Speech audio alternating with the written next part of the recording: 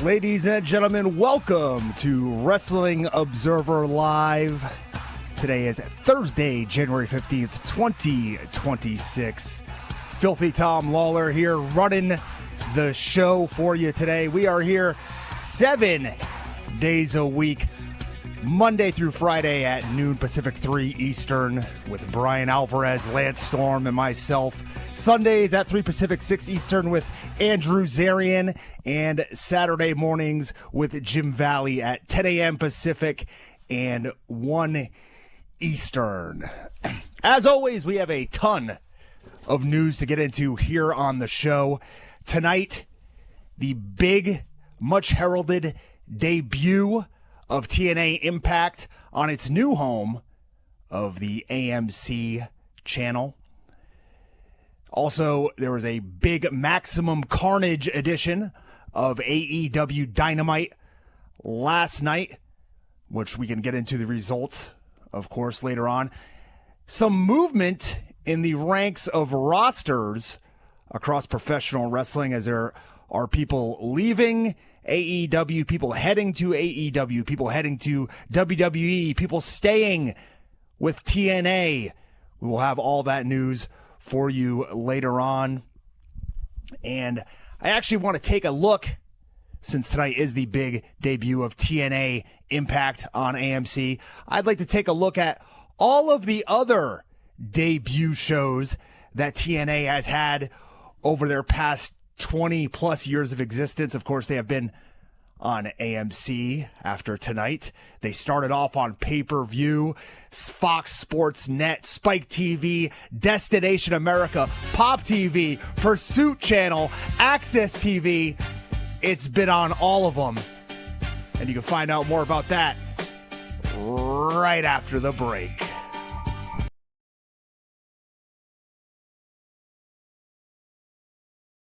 Granny, what's happening? What do we got for the wrestling report here today? Talk or something. Talk or something.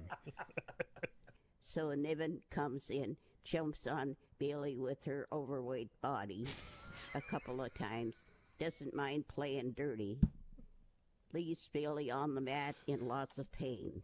I found this book. It's called Limericks from the Heart. Is this a Lanny Poffo book? Let me finish this one. This guy's name is Lanny Poffo. And there are 335 pages in here. Can you guess what it's about? Smoking. Oh, Sean the Wizard. Have you read it? We read it every week for about 6 months. When I first started. Wow.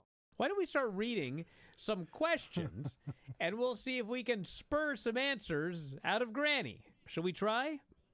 I don't think so. Let's try. Then you'll really find out how dumb I am. Granny, did you know there was a wrestling bear? No, and I don't care. All right. It's a bear that wrestled people. I still don't care. Okay. Is Granny frozen? Granny, you frozen? No, I'm ready to read my report. Your picture is frozen. It is? Yeah. Or you're doing a great job as a ventriloquist. Cody Rhodes versus Solo Sikoa, or whatever his last name is. Paul Newman is watching this match. And he's not on Cody's side. What's the matter? Absolutely nothing. Everything's great. You know, Cody did say that he was looking for a manager. I think him and Paul Newman would be a... What a handsome pair. Yeah. A dashing duo. That guy's a movie star, isn't he? Since you're on the phone, why don't we just jump right into your wrestling report and such, and then we'll let you go and we'll do Facebook without you. Can I lay the phone down and can you hear me? You can try. Why don't you give it a shot? Okay. Oh, boy. It's going to be a disaster. I can already tell. Can you hear me? I can hear you. That's all right, I guess. Go ahead. No, it's your segment. You're gonna read us jokes, or your wrestling report or whatever. I see Granny has now put the phone back up to her ear. I'm for now. Do you have the soaps or anything else, Granny, or are we, is that it? I want to quit for now. Okay. Well, No more. instead of suffering through the YouTube chat, click like and subscribe.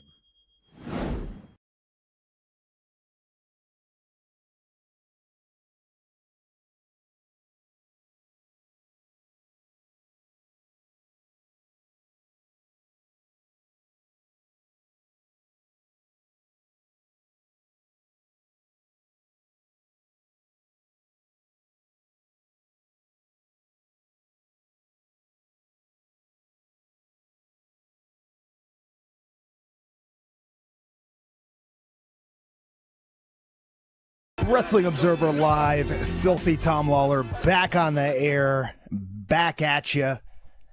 And as always, a ton of news to get into. So let's start off with what seems to be the biggest news of the day, and that is contract signings in the world of professional wrestling. We have someone finishing up with AEW last night. On the, I don't want to give out too many spoilers, but on the taped collision portion of the show, there was a, well, spoiler alert, a 6-man tag team title match, which featured the Ops defending the titles against Jet Speed and Hangman Adam Page, which was set up on Dynamite last night. And in that match, we had new champions as Hangman Adam Page and Jet Speed walked away the victors, and that signals the end of the run for one of the Ops, a former, now Trios tag champion, a former TNT champion in his own right. That is one Powerhouse Hobbs. So the 34-year-old finishing up with AEW, and he is heading to WWE apparently imminently, as his contract was up at midnight of last night. So you could be seeing Powerhouse Hobbs very, very soon. And I would imagine either with SmackDown moving to 3 hours a few weeks ago and them needing to fill time on there, NXT really is going through what seems to be a rebuilding phase after this week's show, and they could use a bolster of star power. So, I wouldn't be surprised to see maybe Hobbs at the top of the card in NXT. Maybe he comes to SmackDown and gets a push on the WWE programming. But, possible big things on the horizon for Powerhouse Hobbs. And realistically, it's probably about time for him to make a change. He's been at AEW for a long time. And while he's been protected, he's very strong talent. He doesn't go out there and eat pinfalls. He's not on the losing end too often. He is not, at the main event position on the regular in AEW. And, perhaps the grass will be greener for Powerhouse Hobbs. We will see. Also, in a bit of news towards AEW, as they put a vignette up last night on Dynamite mentioning that the Rascals are coming in and they will be seen soon. So all 4 of the Rascals who had been appearing in TNA, I'm not sure if they were under TNA contracts or on pay per appearance deals, but all 4 of the Rascals, Desmond, Xavier, Zachary Wentz, Trey Miguel, and Myron Reed, who was actually scheduled to face Leon Slater at one point on tonight's AMC debut for TNA. All 4 of the Rascals heading to AEW. However, staying with TNA is one Dolph Ziggler, who announced that he has re-signed with the company, called it a no-brainer.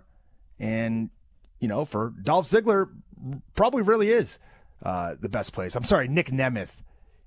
I don't know why the headline said the former Dolph Ziggler, but Nick Nemeth re-signed with TNA. And also announced by Tony Khan yesterday, Hechicero, who I believe it was pretty well known, Hechicero was under a dual contract with CMLL and AEW. Hechicero, Persephone, and Mascara Dorada have been announced to be under dual CMLL and AEW contracts. So I guess congrats to all of them. It's always good to have people make some money in professional wrestling. So another person who's making a little bit more money, putting some dough in their pocket, is one Braun Strowman, whose television show, I should have, I don't know why I said his name like that. I should have said it how he would say it. Braun Strowman's television show has been picked up for a second season from the front page of the Wrestling Observer website. And Joseph Courier comes to us with this news. After a successful first season, USA Network has rewarded Braun Strowman's Everything on the Menu with an expanded order. What a play on words that is. It was revealed today that Everything on the Menu has been renewed for a second season. The Strowman-hosted series will have 12 episodes this time, up from the 8 it had for its initial run. It was the 9th most popular new cable show of last year, airing after SmackDown. It is a food series that features Strowman traveling the country, eating at different restaurants. Here's the official description. When the monster among men storms into town, wrestling rings aren't the only things getting demolished. Entire menus tremble in his wake. In Everything on the Menu, WWE legend Braun Strowman brings a superhuman appetite to America's most delicious destinations. From the ultimate greasy spoon favorites to the Michelin-starred temples of gastronomy and everything in between. This isn't a tasting, it is a total meal domination, where Braun doesn't just eat, he obliterates every single dish in his path, bonds with the culinary warriors behind the counter, and picks his favorite from each city's most iconic flavors. Consider this your warning. Order extra portions and hide your secret recipes, because when Braun Strowman comes to your city, there are no leftovers.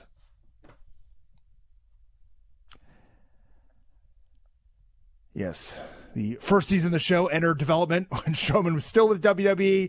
He was released in May 2025. He's still allowed to use his wrestling name on the show as Strowman, and one Paul Levesque, Triple H, are among the executive producers. So a premiere date for the second season has not been announced yet. However, get ready to fill your plate with a little bit more Braun Strowman. I think we should probably start talking about TNA, even though we haven't gone into this next segment, because as I mentioned, TNA, the first edition on the AMC network, is going to take place tonight. But before we went to the break in the first segment, I mentioned all of the different channels that TNA has been on. And, you know, they started off as a company that was just on pay-per-view. Then they've gone through a litany of television networks before they have now ended up in what seems to be really a great deal for them, especially here in 2025 on AMC. So tonight, a huge show for them. Frankie Kazarian will defend the TNA World Championship against former champion Mike Santana. Santana gets his rematch here on the big debut. There will be a special guest commentator for the main event. Former two-time TNA World Champion and 23-time World Tag Team Champion, TNA Hall of Famer Bully Ray will be in the house on commentary. Not only that, but another TNA legend, the phenomenal one, AJ Styles, will be live on the premiere of Thursday Night Impact. The Inspiration will defend the TNA Knockouts World Tag Team titles against the Elegance brand. And Elijah and some more TNA legends, the Hardys, will take on the team of Order 4. So we're going to talk a little bit more about the big debut of TNA Impact on AMC, and especially all the big debuts they had on channels like Pursuit in the past. Coming up after the break.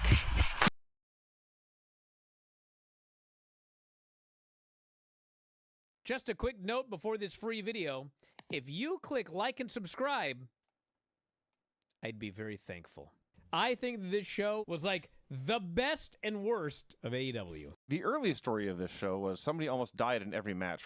I thought MJF's head was going to fall off his body. It looked like he put his own head into the mat as hard as he could. Momo kicks Mercedes. Mercedes might have a bruised larynx. I was certain Swerve had broken his neck. Man, this dude landed right on his head.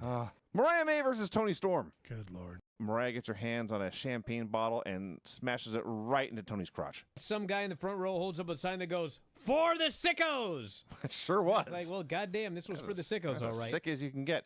Yes. I did not have glass to the vajayjay on my bingo card. For I don't this know year. why not. I in certainly this hope field, not. You should have. What kind of bingo are you playing over there? And the two big screens just read, "The End." This, in hindsight, absolutely should have ended the show. Maybe it should have. However, I can't guarantee that this match was going to be this good with this much heat 5 hours into the live show. Well, there's that. Following all those matches we saw. That is Like, true. every time people say this should main event, it's like, are you sure you want that? They went to Takeshita and Kenny. Another incredible match. What is up with they have an announcer that wears a mask? Oh, no. God, please, not this. What is- Anyway, the match. What is that about? I actually was fixing to give Ospreay and Kyle Fletcher the highest star rating on the show, but I would say that by the last 3-4 minutes, I was like, well, you did a little too much here. People are going to be mad, but it's true. We didn't need the Spanish fly off the top of the cage. This match would have been as good or better without it. The penis first Styles Clash into the tax. That should be a finish. That should be a career ender. It is tomb silent. Oh, yeah, this crowd's dead. They've seen every single goddamn thing two human beings can do to each other, and now men are grappling. And Jason here goes, it's go away heat, Brian. He sucks. Listen, do you guys know what go away heat is? Listen. There were 11,000 people in this building. It's just like when people hated Jericho. There still is no evidence that he actually ran anybody off. They just didn't want him. Like, there's a difference. You want a different champion, but who is quitting AEW because Jon Moxley retained tonight? Put the belt on Swerve immediately, as soon as possible. It could be me, it could be you, it could be Mark, anyone. I don't want it. Just, I don't want it's run its course. All right. Golly, this Moxley has heat with these people. What did you think, Mark? Oh, I'm coming for you now.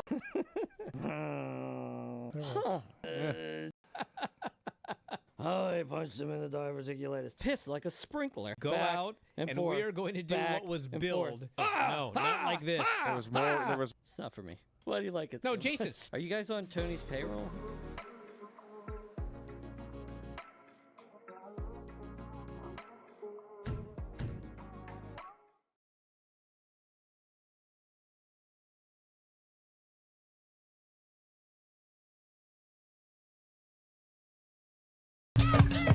Wrestling Observer Live, Filthy Tom Lawler back on the air with you today on this beautiful Thursday, January 15th, 2026.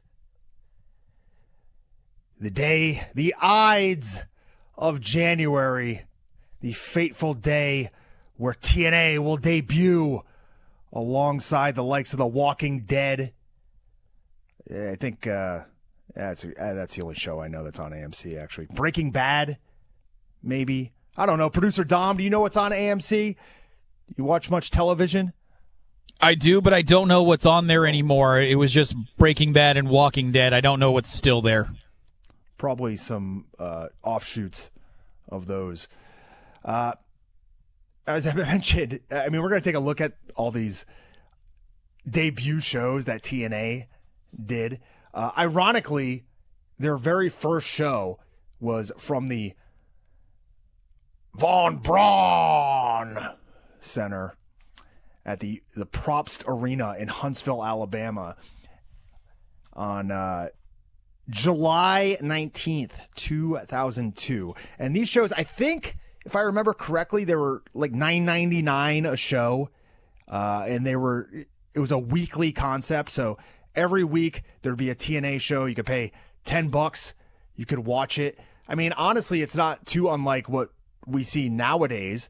There's plenty of pro wrestling companies that will put their shows up on YouTube, and you can pay to view them weekly, monthly. So a little bit ahead of their time, probably too far ahead of their time for their own good at that point. But the very first NWA TNA Total Nonstop Action show opened up with, get this, think of this match, the Flying Elvises of Jimmy Yang, Jorge Estrada, and Sonny Siaki defeated the team of AJ Styles, Jerry Lynn, and Low Key.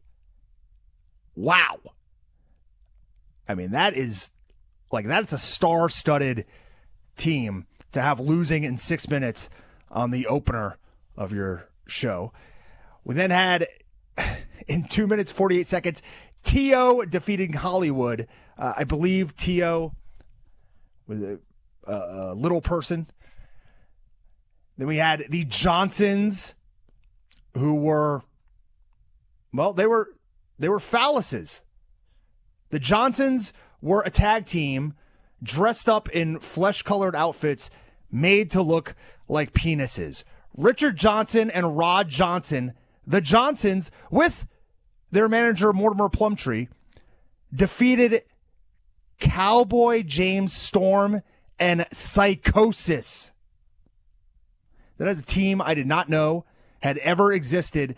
And if I had known that they had lost to the Johnsons, oh my God.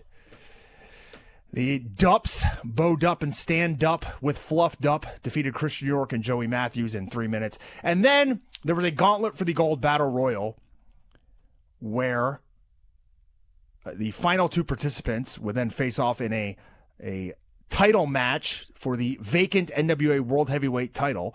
So in this match, the participants were Jeff Jarrett, Buff Bagwell, Lash LaRue, Norman Smiley, Rick Steiner, Slash Justice, Malice, Bruce K. Crush, who is Ron Killings, Del Rios, Conan, Scott Hall, Brian Christopher, Chris Harris, the Vampire Warrior, Devin Storm, Steve Carino, I believe Vampire Warrior is Gangrel, by the way, Ken Shamrock, Gran Apollo, and the final two men in the match were Malice, who was the Wall, and Ken Shamrock. And Ken Shamrock defeated Malice with special referee Ricky Steamboat there to, I believe he pinned him after a belly-to-belly suplex. But Ken Shamrock walked away the first TNA show ever as the champion. So we then moved a few years later to it was actually the first TNA Impact debut episode, which took place and aired on Fox Sports Net, a channel that I don't think exists any longer, but one of the many sports channels that was around back in the day, airing random regional sports and college basketball games from teams that you never heard of.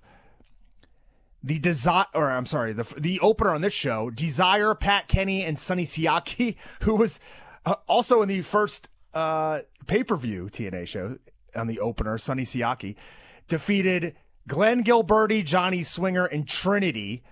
Then Heavy Metal defeated Kazarian. The Amazing Red, Sanjay Dutt, and Hector Garza defeated Petey Williams, Bobby Roode, and Eric Young.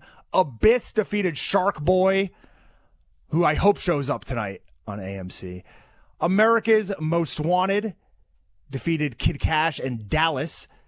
AJ Styles defeated Chris Sabin, Elix Skipper, and Michael Shane.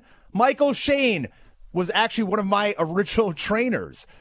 Michael Shane, also known as Matt Bentley, who was later doing the Bentley Bounce in TNA. It's a name I don't see very often. Michael Shane. And then there's a dark match that Ron Killings won on that show. And then, of course, it was TNA Impact on Spike, which was a huge, huge deal at the time. This is the 65th Impact show that they had ever done. The opener had AJ Styles defeating Roderick Strong, Monty Brown defeating longtime Florida Independent stalwart Lex Lovett. Chris Sabin defeated Alex Shelley and P.D. Williams. And Jeff Hardy defeated Rhino on that show. It was the first TNA show on Spike TV. Then, of course, they moved to Destination America, January 7th, 2015, where that show contained Kurt Angle defeating MVP in a street fight. The Revolution of Abyss and James Storm defeated the Wolves, Davey Richards and Eddie Edwards, to retain the TNA World Tag Team titles. Austin Aries defeated Low Key to win the TNA X Division Championship. Taryn Terrell defeated Angelina Love, Gail Kim, Havoc, Madison Rain, Rebel, and Velvet Sky in a battle royal to retain her TNA Women's Knockouts Championship. And in the main event, Bobby Lashley defeated Bobby Roode to win the TNA World Heavyweight Championship. Crazy to think that, how long ago is this? 2015, 11 years ago. Bobby Lashley main eventing and winning the TNA title. And he looks, remarkably the same now as he did then. After they were on Destination America for like a year, it was actually less than a year, 363 days, they moved to Pop TV, and they opened up with another live show from the Sands Casino Resort in Bethlehem, PA, where Ethan Carter defeated Lashley in a heavyweight title series semifinal match. Matt Hardy defeated Eric Young in the other semifinal. Bobby Roode defeated Bram to retain the best title, perhaps in pro wrestling history, the TNA King of the Mountain Championship. Bobby Roode defeated Bram in 4 minutes and 20 seconds. The Beautiful People and Gail Kim defeated the Dollhouse. And then Ethan Carter III defeated Matt Hardy to win the vacant TNA World Heavyweight Championship. That was on Pop TV, which they were on for 3 years before moving to the Pursuit channel, which I do not remember whatsoever. However, that show had the Lucha Brothers, Phoenix and Pentagon Jr., defeating the Rascals, Willie Mack defeating Sami Callihan, Tessa Blanchard defeating Kaylee Collins. I don't know who that even is. And Killer Cross defeating Johnny Impact in a no DQ match. That was 2019 on the Pursuit channel. And, of course, their most recent television network, which they just finished up on, Access TV, which they have been on since October 29th of 2019. So they moved from Pursuit to Access in that same year. That card, Naomichi Marufuji, the legend from Pro Wrestling Noah, defeated Josh Alexander. Alexia Nicole, Jordan Grace, and Rosemary defeated Kira Hogan, Madison Rain, and Taya Valkyrie. Rich Swann and Willie Mack defeated the Desi Hit Squad of Raj Singh and Rohit Raju. Ace Austin defeated Eddie Edwards in a street fight. And in the main event, Sami Callihan defeated the champion Brian Cage in a steel cage to win the Impact World Championship.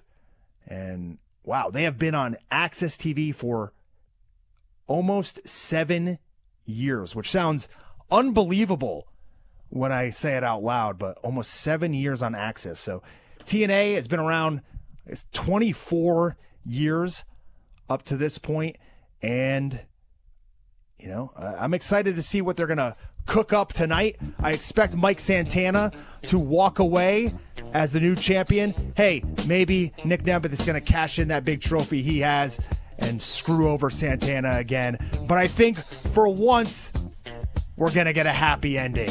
And we'll be back in the next few segments to give you guys your own happy ending. You're clear.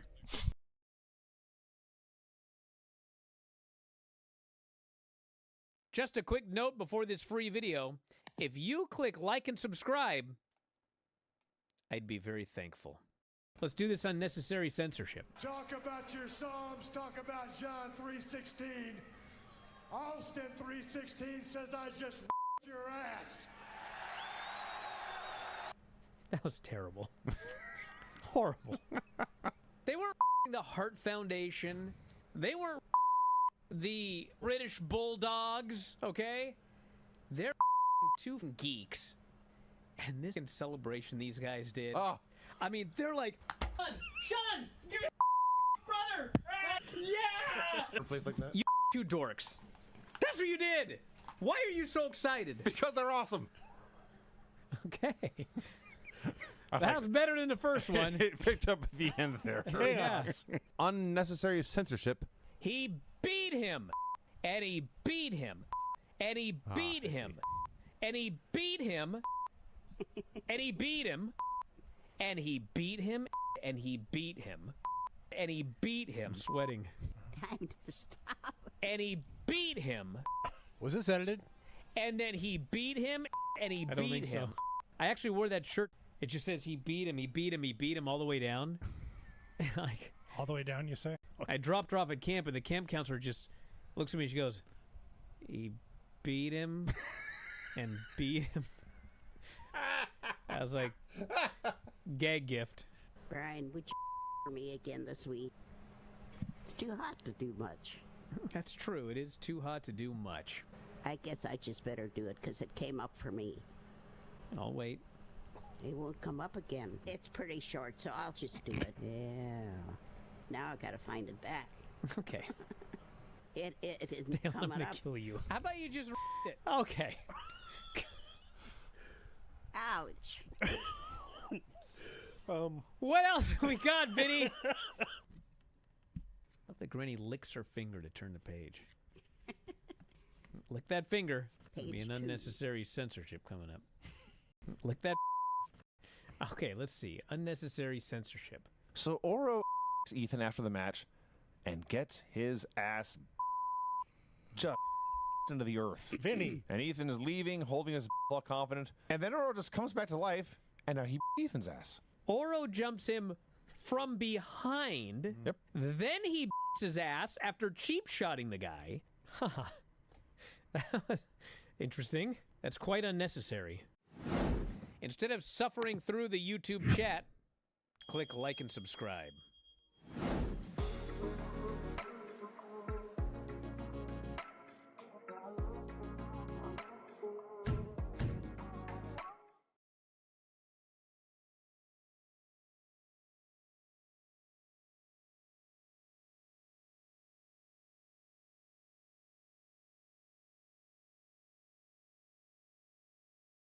Wrestling Observer Live, Filthy Tom Waller, back with you once again. We were talking a little bit in that, well, actually we talked like the whole segment about TNA wrestling, but I asked producer Dom what was on the old AMC networks, and he came up with Walking Dead, Breaking Bad. I'm on their website right now. The very first thing you see when you go on there is TNA Thursday Night Impact with a big picture of Ash by Elegance, Nick Nemeth, and the Hardys on there. And you scroll through. Oh, look at this. Rise of the 49ers premiering February 1st on AMC and AMC Plus. I've heard great things about that upcoming documentary series. Love During Lockup, another big show. Mama June. Oh boy. Mama June Family Crisis. That's one I got to tune into. I got to see Mama June. See how she's doing from back in the day raising child beauty pageant queens. My Life is Murder on Acorn TV. So AMC has AMC Plus, AMC, Acorn TV, BBC America, which I thought was another type of subscription, IFC, High Dive, All Black, All Reality, WeTV, IFC, Shudder, RLJE Films, IFC Center, Sundance TV, Sundance Now, AMC Studios, and AMC Networks International, all available with your AMC subscription. But last night, tonight, big night for TNA. Last night was a big night for AEW, a special edition of Dynamite, as they are every single week. This one branded as the Maximum Carnage variety. And show opened with Samoa Joe. Samoa Joe calling Hangman Page a fool from backstage. He said that he wanted to take out Hangman Page, and he took inspiration from the Wild West movies of the past. He put out a bounty on Hangman, to which Brian Keith, the bounty hunter, no longer a bad apple, the bounty hunter back in action, Brian Keith was looking to collect. We then had Darby Allin take on Pac. This match has been set up for realistically months, a year, as Darby Allin has been going through all of the Death Riders. The one man who has eluded his grasp was Pac, who he assaulted last week in order to get this match and threatened his life, to which there was no recourse from Tony Khan. But I digress. Darby dove on a Pac during the entrance. They went in the crowd. Darby did a coffin drop from the balcony into the pitch dark, but he landed on Pac at that point. So Darby charges Pac near the ring, and he eats the barricade and gets suplexed. Then Pac did the damnedest thing I've ever seen in my life. He takes the steps, he pulls him away from the ring, and he has the side that you walk up exposed. And he grabs a hold of Darby Allin.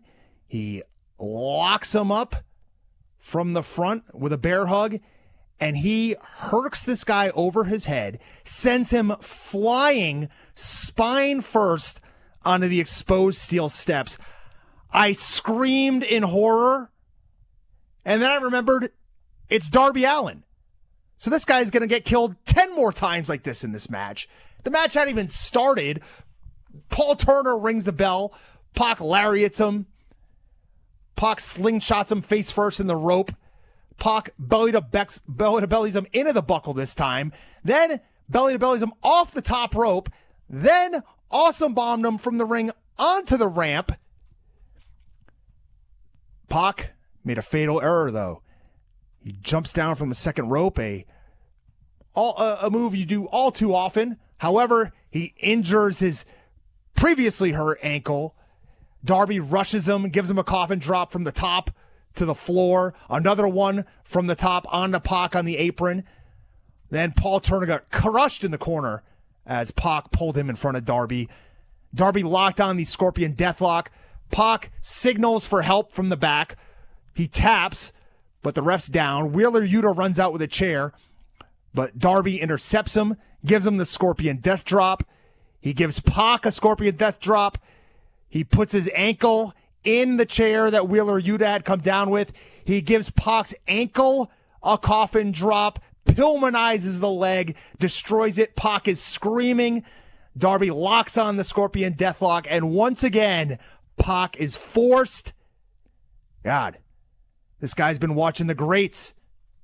He knew what to do. Just like John Cena, Pac tapped out. He gave up. We then had Hangman Adam Page take on Brian Keith. So Big Bill tried to choke slam Page on the apron at the end of this match. Swerve Strickland shows up, comes to Hangman Page's aid. He's got his trusty chain. He punches, he like chokes Bill with it, and then punches him in the back of the head with a chain, which rightfully so, this took out Big Bill. He should be incapacitated for realistically months, but I'm sure we'll see him back. Page hits the buckshot lariat, gets the win. After the match, Page takes the mic and he directed his attention towards Samoa Joe in the back. He said he's going to take everything from Samoa Joe. Swerve then threatened MJF. He said if MJF retains the title, he and Hangman will be going after MJF and the belt. He says in 2026 it's Swerve's house, to which Kenny Omega came down. He made an appearance, staked his claim for the title, said he's going to win some matches, then he's going to win the belt. And whether it's friend or foe who has it, if they cross paths, he's ready to do it. Hangman said, sincerely, may the best man win. They shook hands. Swerve wasn't having it. He just stared at Omega. And as Swerve and Hangman Page left, Kenny Omega was still in the ring, getting ready to say his goodbyes and good nights. But Don Callis, Josh Alexander, who's dressed like Jimbo from The Simpsons, Rolly Romero, and Lance Archer went to the ramp. And Don Callis tried to set up a match for Omega against the man who broke Kota Ibushi's leg. Of course, Kota Ibushi, Kenny Omega's golden lover. Josh Alexander is the man who shattered Ibushi's leg. He also sent Omega to the hospital. Omega was ready to do the match tonight. But Don said they'll do the match when Daddy wants to do the match. And Daddy wants it next week on Dynamite. So that's going to happen next week on Dynamite.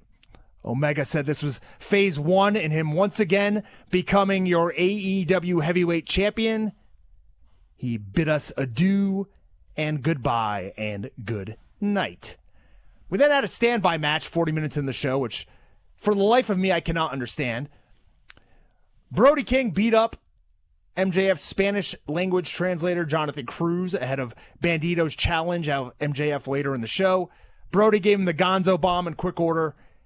Then he, oh my God, he cut a promo and he forgot what he was saying.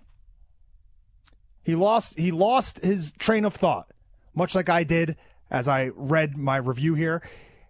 He cuts a promo and he says, I can't wait after the match tonight to be standing in the ring, new champion. And then he left. We had a 4-way tag match for the number 1 contender spot for the tag titles. Gates of Agony took on the Young Bucks, took on Jet Speed, and a team I'm calling the Double Ds, Davis and Doyle. Davis and Doyle won impressively, as they should have. Davis hit the spike pile driver to get the win. Doyle powerbombed Speedball onto a pile right before the finish. And they will now face FTR for the titles. We know why, at least in storyline, it makes more sense why FTR walked out, stared down the Don Callis family last week. Of course, Andrade was there, but now they're going to have this match against members of the Don Callis family. So they all got in the ring. A brawl broke out before all the security broke up the heels. Top Flight, their promo backstage. They want to fight the Death Riders and the Don Callis family. I do not think this is a good idea for their future prospects. But no, we won't see. They're gonna lose to the Death Riders, and they're gonna get beat up by the Don Callis family. Sorry, guys. The Cosmic Babes of Wrath took on the Triangle of Madness. I'm still trying to figure out what's so mad about them. I mean, Thekla seems unhinged, but on the surface, the other two seem kind of pedestrian to deal with. Although, I guess on AEW, Sky Blue did claim to have lit a child on fire at church when she was younger. So maybe I've identified that one a little bit wrong. Anyways, Harley had like a braided hairdo, like a purple stegosaurus, which I really enjoyed. Thekla hit the spear on Statlander and then hit the stomp and pinned her.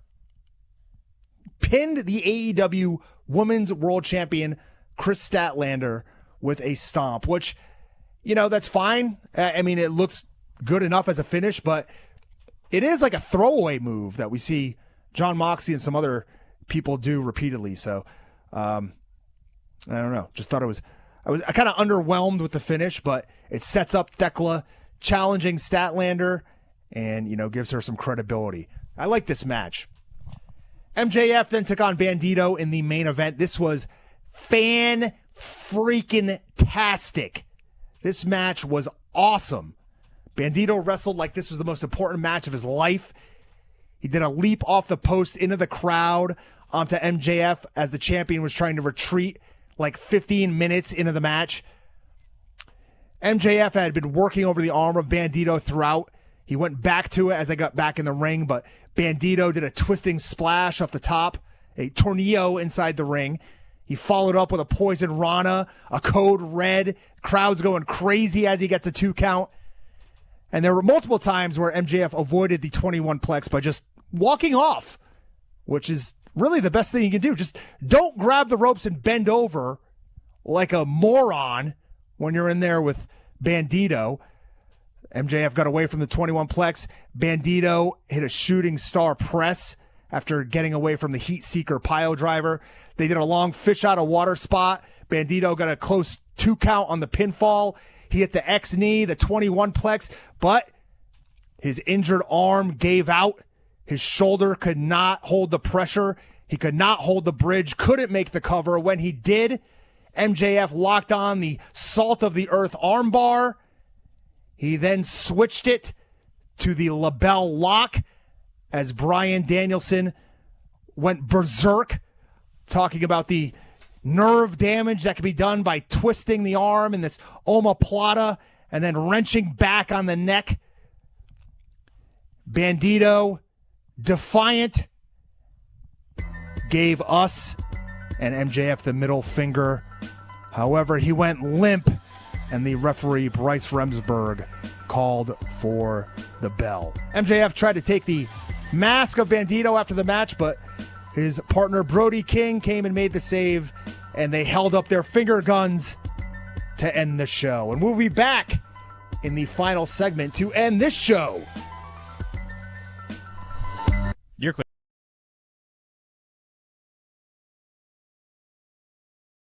Just a quick note before this free video. If you click like and subscribe, I'd be very thankful. Granny, what have you got today? Okay, everybody be quiet, okay? Okay. Hey, Google, tell us a joke. What's the most musical part of a turkey? The drumsticks. Ba-da-cha. Hey, Google, you suck. Well, I am still learning. What should we fix? The guilt in the response. Hey, Google, that's enough. Hey, Google. Shut your hole. Hey, Google. Hi there, I'm listening. Oh, jeez. How can I help today? Hey, Google. Shut up. How can I be of service? No, that won't quit. God. Hey, Google. No more. Stop. This is how the war with the robots begins.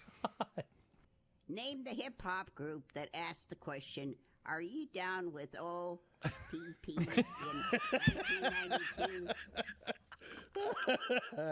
Granny, I will pay you $100 to read that again, please. Yeah, can you read more? Name the hip-hop group that asked the question, are you down with OPP in 1992? You somehow made it better. Oh, period. P Stop the show period. now. We have peaked. P period. Please send those edits to Brian's email. Are you down with P period?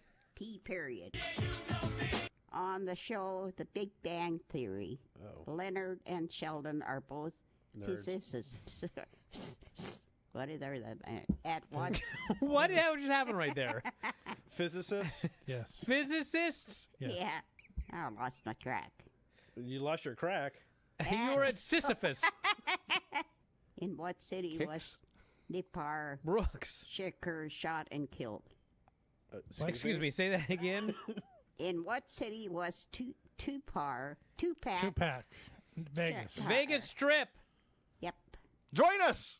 Thank you. Yeah, you know, we got a trip to the Vegas trip, by Yeah. the way. You can get shot too. Yeah. No. Hey, Google, take a nap. Hey, Google, wake up. Hey, Google, are you awake? Here's a YouTube music station called Are You Awake?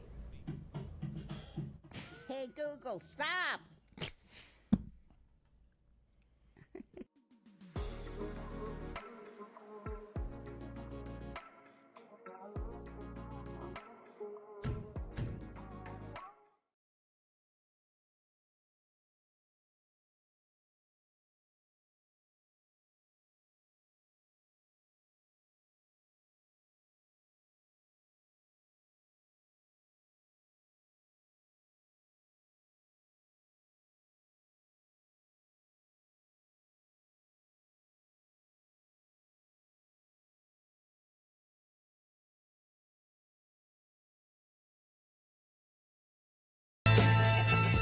Filthy Tom Lawler back in the house to put a bow on the end of this show for you.